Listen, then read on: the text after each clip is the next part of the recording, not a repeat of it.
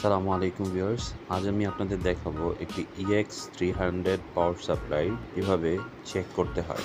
এটি একটি Fuji XP243E মেশিনের পাওয়ার সাপ্লাই। আপনারা ডিসপ্লেতে দেখতে পাচ্ছেন এই পাওয়ার সাপ্লাইটি নষ্ট হয়ে গিয়েছে। রিপেয়ার করার পর পাওয়ার সাপ্লাইটি কীভাবে চেক করতে হয় তার একটি প্রসেস আপনাদের দেখাচ্ছি, দেখতে থাকুন।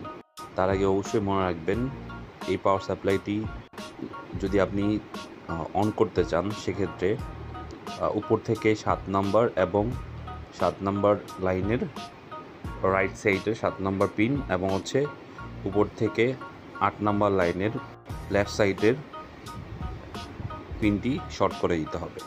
আপনারা এখন দেখতে পাচ্ছেন এর মধ্যে ভোল্টেজ দেখাচ্ছে। সো আপনাদের আশা করি এই পাওয়ার সাপ্লাইটি কিভাবে চেক করতে হয় তার একটি ক্লিয়ার ধারণা পেয়ে যাবে। ধন্যবাদ ভিউয়ার্স, সবাই ভালো থাকবেন আর দেখতে থাকুন এর প্রসেসটি।